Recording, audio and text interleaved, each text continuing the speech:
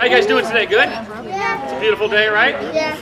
My name is Mike Grossman, and I'm with the Ventura County Sheriff's K-9 Search and Rescue. And my partner right behind me, this is Dino. Dino is a 4.5-year-old. He's a male American field lab.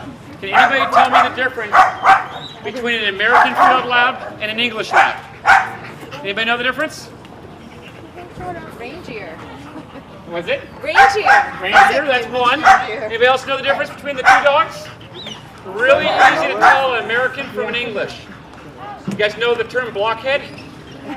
The English labs are blockheads. They have the big wide heads.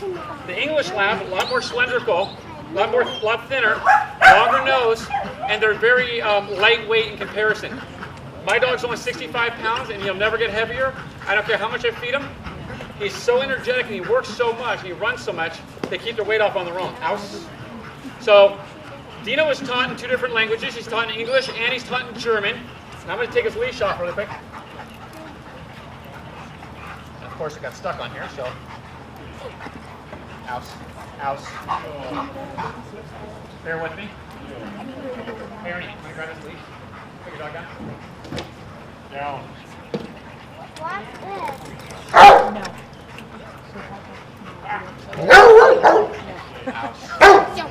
You remind me of Ouch.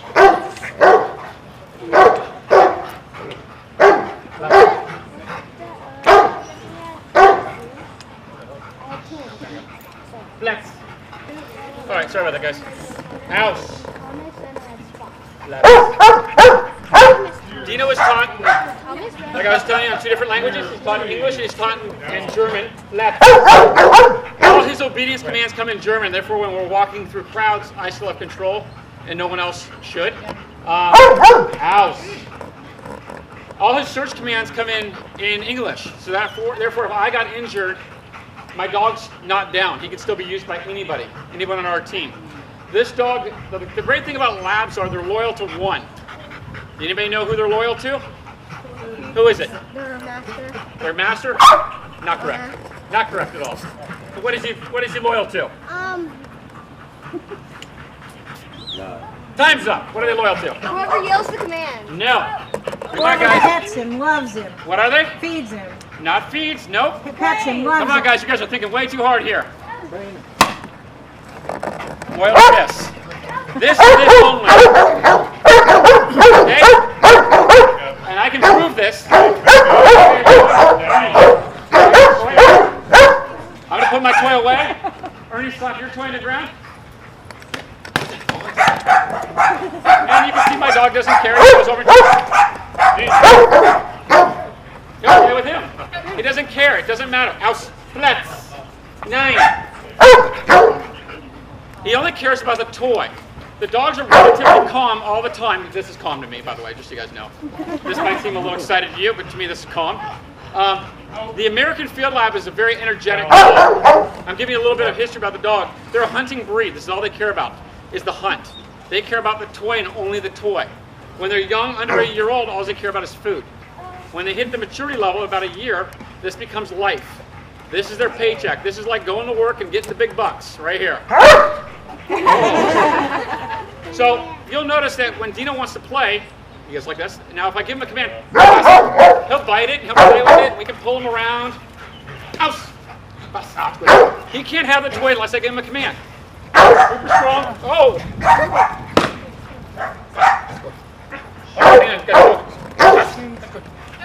So, they can lift them up. They'll stay up on their back feet. They won't let go. Pull, pull, pull, pull, pull. Ouse! But they'll come off instantaneously. He's also on only hand signals.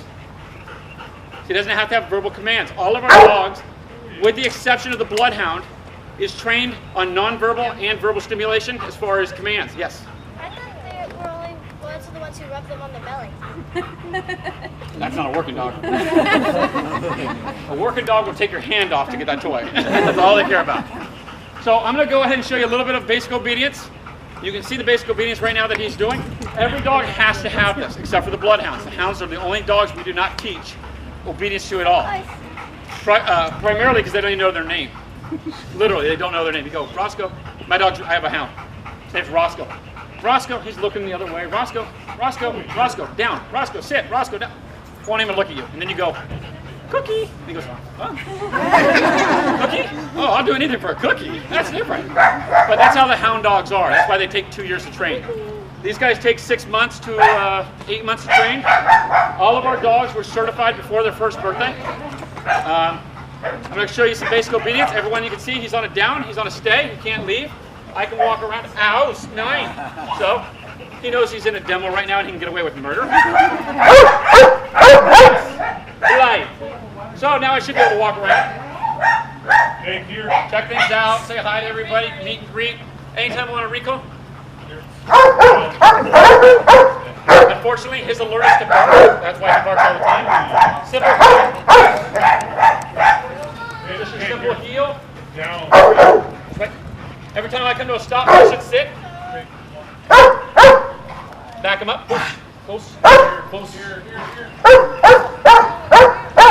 If I turn directions, he'll turn with me. Close.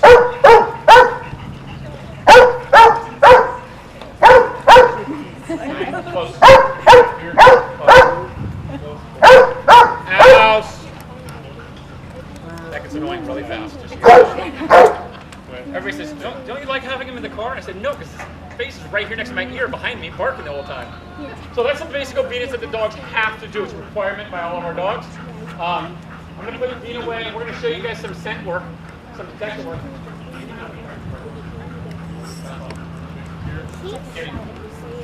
Over here. Take down. I'm going to lay out some sources really quick. George? Is he serious? That's a demon. That's just wrong. So in here we have some source. Both Dino, my dog, and the other black lab. This is Jake. This is my partner Ernie Cox. Jake is a 4-year-old, 3.5-year-old, 4-year-old American lab also. He's a little larger than mine. He's probably about 80 pounds, 85 pounds. They've got their winter weight on right now, so that should be shedding off here anytime. He's trained on 10 different sources. He can actually scent 10 different items. He's trained in 5 in narcotics and 5 in human remains. So he can find 10 different things. So what I'm going to do is I got some sources right here, and I'm just going to throw them out and not watch. Don't watch. Okay, here we go. Put one out right there. There, look over. And put one right there. That's enough for him to find. We're going to let him sit there for a second, waiting for the other handler. This is Ann. Everyone give Ann a hand. She's going to be our... There we go, Ann. Thanks a lot. She's our shuffler today. Actually, that's her dog. Trip is her dog. Jake here. Okay, so we're going to take Trip out here real quick. Pick up your source doing Jake here. Okay, so what we'll do... There's priorities right now. There's water. Labs and water. They don't mess. So Jake's command, originally his alert, used to be he would lay down next to the source. That's called the passive alert. We've changed his alert as he's gotten older. We've gone to an active and passive. He'll lay down, but he'll bark at the same time. Reason being is, look where we live. I mean, this is the terrain we live in. If he ran behind a bush, we would never be able to see that he's actually alerting on something. So the handler would be blind. So what we did is we added his bark into it. So that way, if he does lay behind a shrub, we still know he's barking. We still know he's on something. So, got 2 sources out there. If he runs out into you, just ignore him. He won't care. This way. This way. This is a really small area for what we're used to This working. way. Yeah, I know you found yourself. So come on. We're not looking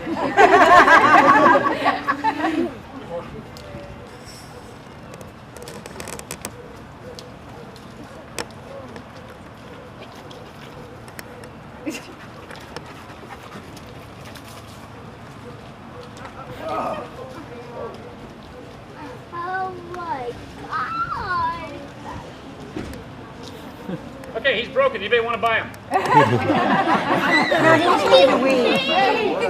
Well, what you guys don't know, and the handlers, we think about this all the time, it's scent theory. And what you guys don't see right now is how the wind is moving inside this building. And I can tell you right now, he's not wrong. Sorry about the plants too. The wind's going to come by this. It's blowing from west to east, so it's coming down this channel. It's getting stuck on this building and swirling actually inside. And so the wind is moving all around in here. If I had a puffer, you'd be able to see how the wind's moving. So he's not wrong at all. It's just really hard scent work for a dog in this area. Baby's only 8 months old.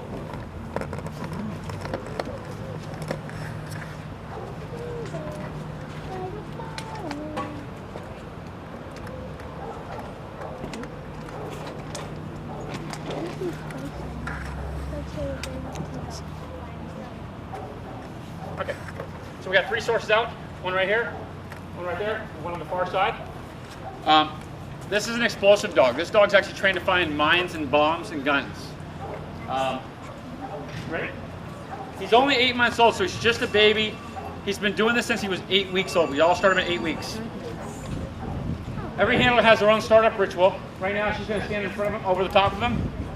She does this every single time. It's mandatory that you start up the same way every single time.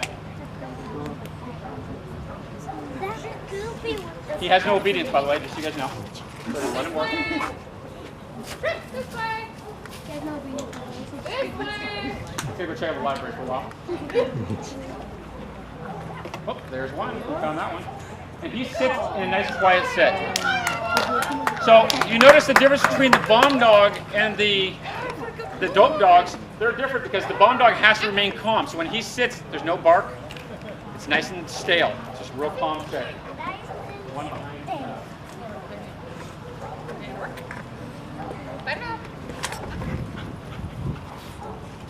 What do you do? I'm gonna go back to that one.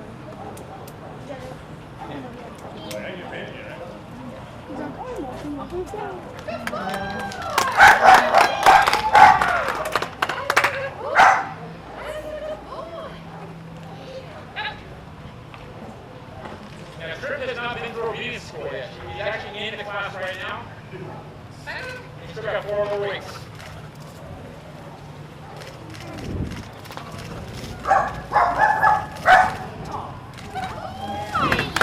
What a no.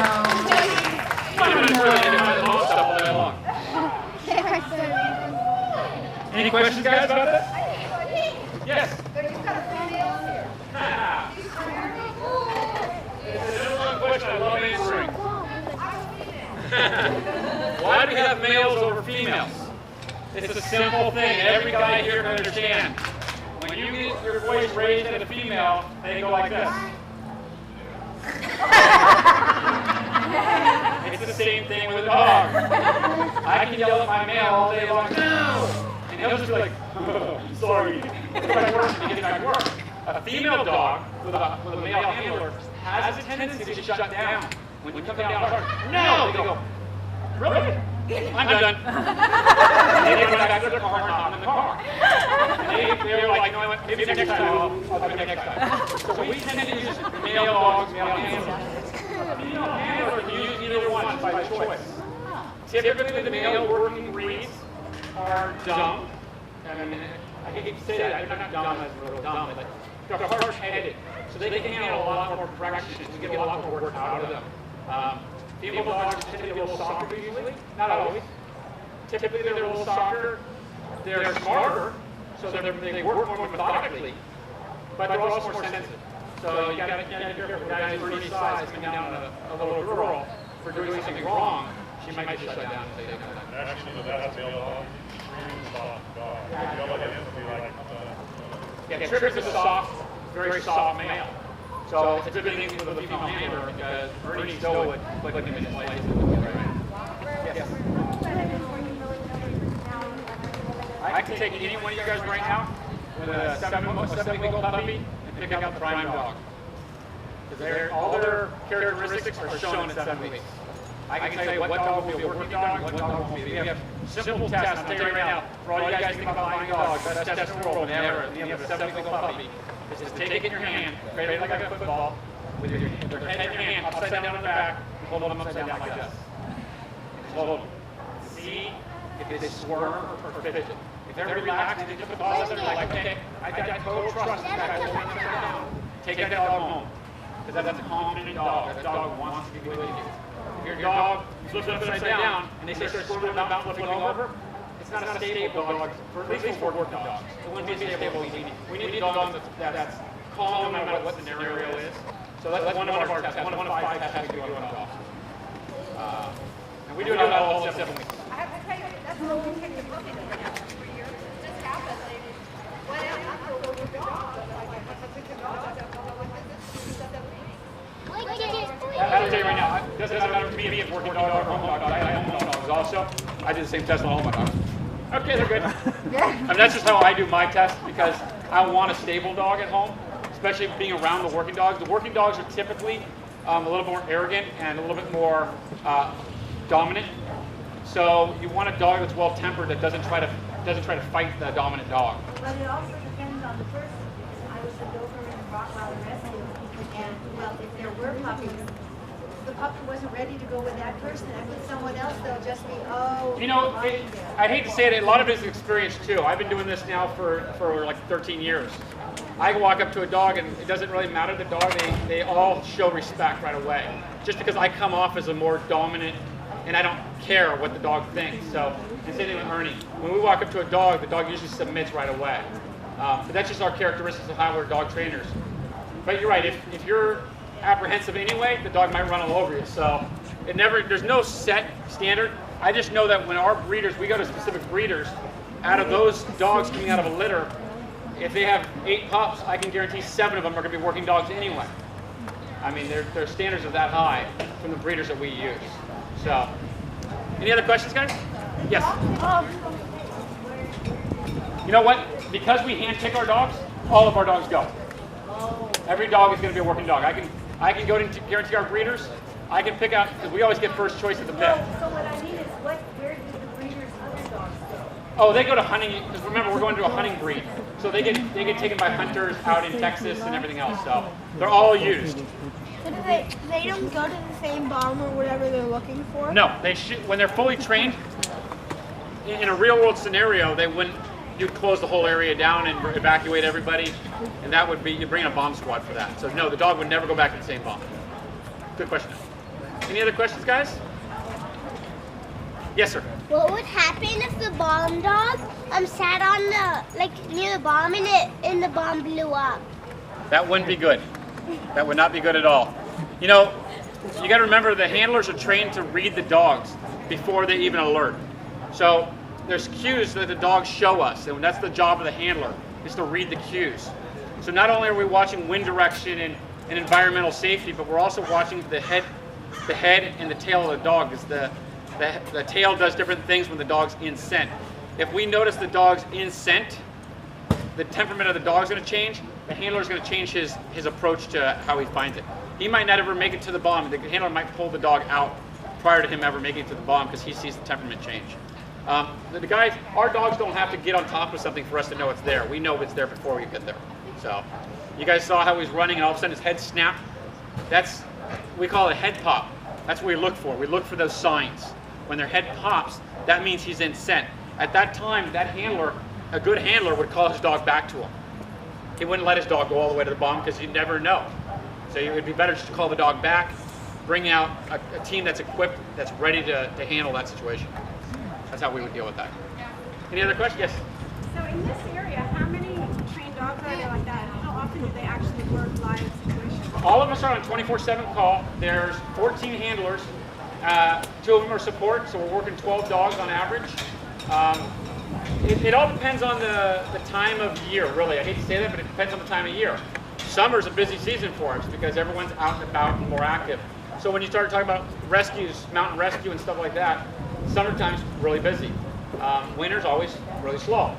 But the winter time's when we see a lot more of the Alzheimer's patients, dementia patients, walking away from homes, do a lot of tracking and trailing with the Bloodhounds during that time of year. During summer, we'll use the area search dogs a lot more because now you have hikers that are lost. So we're probably called out on average 4 to 6 times a month for just the canines. That's not including we have 3 mountain teams also. So the rescue teams are called out quite equally. There's probably in a month 20 rescues going on in Ventura County alone. But we're a mutual aid team. So our team, the K-9 team, we're not only called out by Ventura County Sheriffs, we're called out by LA County Sheriffs, LAPD, all the way to San Diego, as far north as Paso Robles. So, yes, we were. My dog's the one who trailed that trail. And the yellow dog out of here was one of the areas. Yes. Oh, you're talking which two? We have two sets of two teenagers. The one down in Orange County. Yeah. Well, our dogs didn't work that. They had their own dogs working that. Our mountain teams are the ones that found them. Ventura County Sheriff's mountain teams are the ones that found them. They heard her talking to herself. She was Hilarious. She was a little hilarious, yeah. So she was talking to herself, and he's like, that doesn't sound right. We're not supposed to have searchers on that hill. And she was stuck on the side of the hill. How she got there, no one knows. But they were, if you talk to the two victims, they were together until Sunday night. And they both said they lost contact with them 2 days before that. So they were so delirious by Sunday, they thought they were still together, but they weren't. They lost contact prior to that. But they were talking to each other like they were right there and never knew. So we were involved with the teens that we were involved with. Was the 13 and 14-year-old teen runaways from Thousand Oaks. We were involved with that one. Yes. When you're searching for someone in the mountains or whatever, are they trained to keep a certain distance from you, or are they allowed to take off? They can take off. All of our dogs, when we go out in wilderness, wear a collar that comes back to our GPS. We can actually see our dog and what our dog's doing. It tells us what the dog's doing. Whether he's running, sitting, treed, whatever. It tells us exactly. We don't even know where they're at. They're just gone. Yeah, a lot of times our dogs could range out. I mean, seriously, out of sight in a situation like this, they could be gone quarter mile, half mile. You wouldn't even see them, but you're sitting there on GPS like this, tracking their angle, tracking the distance. If they get too far away, you guys saw the collar that he's wearing? It's got a vibrating paging system on it. And that's going to recall the dog. That lets the dog know to look back to the handler. And they can always come back and find you. They can always find us, because they're going to use scent to find us. They know where the truck is, they know where we're at, they know where the searchers are. All the searchers are going to have whistles on them. All the canine handlers have whistles on them. So if they get too far away, start blowing the whistle. On mine, 3 whistles are a recall. So 1 whistle would mean go left, 2 whistles means go right, 3 means get back to me. Are those silent whistles that you can't hear and only the No, dog? everybody can hear them. So those are regular. The regular whistles just like you guys hear. Not the high. Not the high pitch, no. There's regular whistles, and the dogs know which way to go by our command. And it's funny, when you're walking a dog, when our dogs are working, we send them out. We just stand there for a few minutes. If we want our dogs to go left, all we have to do is turn our bodies like this. The dog automatically will start ranging left. If we want them to go the other way, we just turn our bodies this way. They read our body cues. So how we angle our bodies, it's a lot more than just going out there and here's the dog, send it off and search. We have to go through scent theory training, how scent comes around buildings and trees. Most people think that a tree, scent's just going to blow past a tree. That's not true at all. Scent actually gets held up in trees. And what it does is it plumes. So at the edge of the tree is where you're going to find the source. The alert's going to come out at the outside of the tree. Even if you have an object buried at the center of the tree, they're going to alert out on the outsides. Just like my source is over here, it didn't loop, they're over there. It just depends on starting over there. On your area you're in. And we have to learn all that stuff during our training. Yes? Majority of breed. You have your primaries, Labrador, depends on what you're looking for. Patrol dogs, like bite dogs, handler protection. You got German Shepherds and Malinois. That's just Belgian Malinois and German Shepherd are pretty much the cat's meow when it comes to those breeds. For handler protection, they're real loyal to their handlers. If you talk about detection work, you get into different stuff. You get into Labradors, probably your number 1, Golden Retrievers, Beagles. They use Beagles down at the ports a lot because they can get into little small spaces. Air Force are using Beagles now for luggage checks. So very, very common dog. Labradors and Golden Retrievers for detection is pretty common now, overall. There's other dogs that do the same thing. I mean, Shepherds do detection just as well. But typically you don't use them because they're more of a handler protection. We get our dogs at 8 weeks old. We fly out there, get our dogs, fly back with them. 8 weeks and 1 day they're in training. Literally the day they get home they start training, and it's about 6 months to 8 months before they're certified. Whatever the dog can handle. We just watch each dog. Most dogs are going to retire at somewhere figure 10 to 11 years. We have a Bloodhound right now who's 12 years and still working. We do keep them. They're our dogs. We actually buy our own dogs. We're a volunteer team. We don't get paid by the Sheriff's Department. So all of our time is donated. All the money we pay for the dog. Everything we equipment, everything. buy is on us, and donations from you guys. I mean, that's all of our food is donated by Yukonuba. 100% of our K-9's food. Do you have a regular job? We have regular jobs too. So, I mean, basically you're working and you're on call and your employer is your... They let us go. Actually, in 2013, the law just passed that if you're on a search and rescue team, your employer has to let you go. They don't have to pay you, but by law, they have to let you deploy. Just like a military officer, just like a military would get deployed, they have to hold your position open, no matter what. How did you get into this? I've been a reserve police officer with LAPD for 11 years, and then a K-9 spot opened up with the Sheriff's Department, and I love K-9, so I got to do that. I was flying helicopters out in LAPD, though, so I had the best of both worlds. So I was doing that for about eight years together, doing both of them, and finally the drive to LA got too tiresome, so I called it quits in LA, and I'm just doing that full time. My dad's been in law enforcement for 30 years. My uncle's been in law enforcement for 35 years. It's kind of natural calling, and I enjoy the work. Is there a school that trains you to train? All hands-on experience. It's literally all hands-on. I've been doing it for 13 years now. I started out working with patrol dogs, doing agitation, being an agitator, putting on the bite suit and getting bit and stuff. And that's how you start learning about scent theory and about dog control and how to work with them. After that, it's more of a natural thing. You just do it so long, and just like anything. There are different seminars we go through around the country. We'll go to just to, maybe somebody else knows. Every year we try to travel. Like this year, we're going to try to travel out to Montana or Ohio. We're going to go out to Ohio on a what's called a water HRD course. So we learn how to find cadavers in water. So all of our dogs will fly back on American Airlines and we'll take off and we'll go do that. It's pretty cool because the dogs actually get to sit next to us. Okay, I was just Yeah. going to say, do they let you? Yeah, they're allowed to be inside the cockpit If with you us. pay for their seat. Well, they always try to get us an open seat. So no, we don't pay for an extra seat. Otherwise, they sit at our feet. Not the most comfortable, but hey, you know what? Better than putting them down below. Yes. And so all these dogs that you described, the German Shepherd dogs, do the people that run those dogs or train those dogs typically buy them from the same breeders?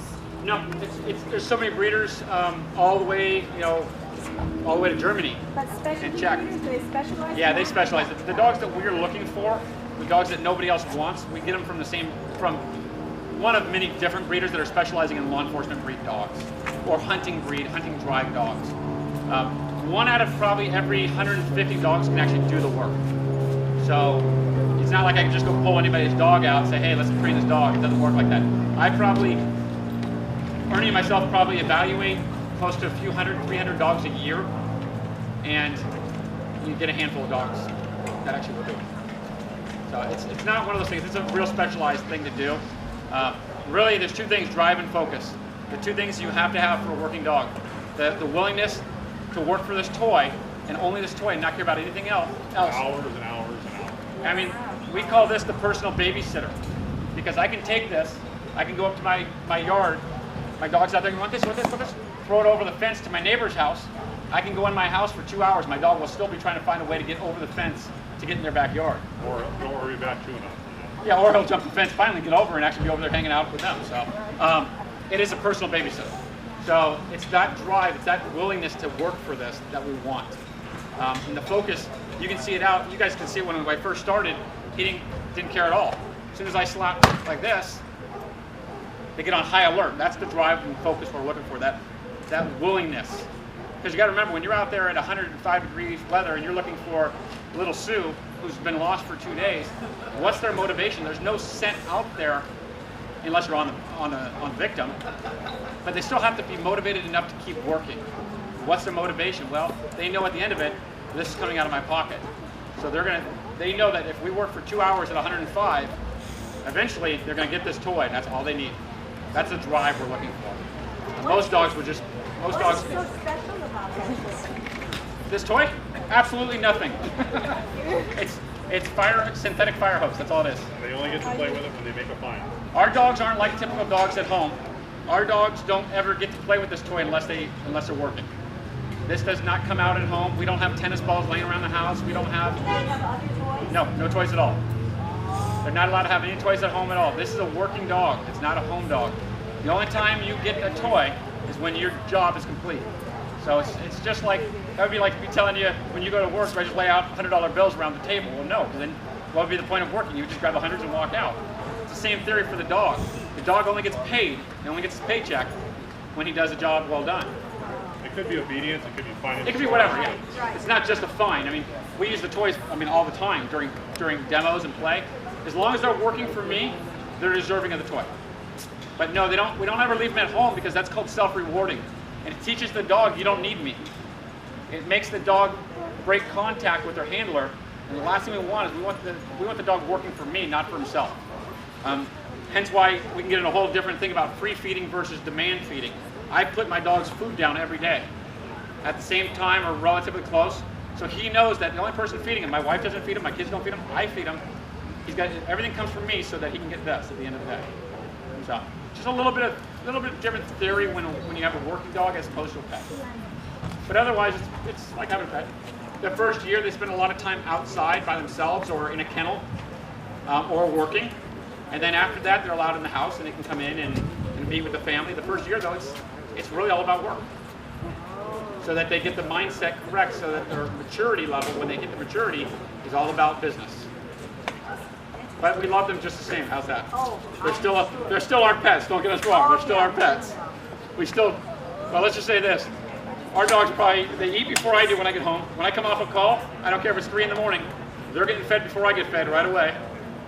They're always getting catered to while they're in the cars. The car's air conditioned all the time, so they've got a better life than we do. We could be on a search for the next 3 hours, and my dog's sitting in an air-conditioned car the entire time, and I'm out there hiking around looking for food. So, any other questions, guys? Yes, sir. So do you use more than one dog? I have 2 dogs. He has 2 dogs. Yeah, so depending on what you're doing, what your job is, I have 2 different types of dogs that do 2 different types of things. I have a dog that does trailing, looking for scent-specific trails that can actually follow where you walk. And then I have that dog that you saw that does detection. Any other questions, guys? When you're in bed asleep, where do you keep the toy? Right here. No, toys stay in the car. Good question, though. You know what? They would seek this out. I've left my toy up on a fridge before, and the tassel was hanging down like that, and they've jumped up, grabbed it, flipped it down. I come back, and there's just shreds, toy shreds everywhere. So, I mean, it happens. It doesn't happen. Of course it does. But, yeah, we just leave them in the car now. The dog, for the first 2 years, he thought it was really funny to hop in bed with me and cuddle up between my wife and I. And he would lay there until my wife got fed up and kicked him off the bed. In the last year and a half, he knows his rule now, and he just sleeps at the foot of the bed. The funny thing is if I turn over too fast at night, my dog jumps up and he runs to the door like he's ready to go like this. Like, we ready? We ready? He thinks it's a call out. Every time I toss and turn, he jumps up like he's ready to work. And that's the high drive about the dog. It's a little bit bothersome at 2:30 in the morning, 3 o'clock in the morning when you're trying to get a good night's sleep and you hear the dogs running back and forth in the yard or in the room. But it's part of the job, so. Thank you guys very much. I guess we're gonna be back at 1:30. So thank you all for the questions too. I appreciate it.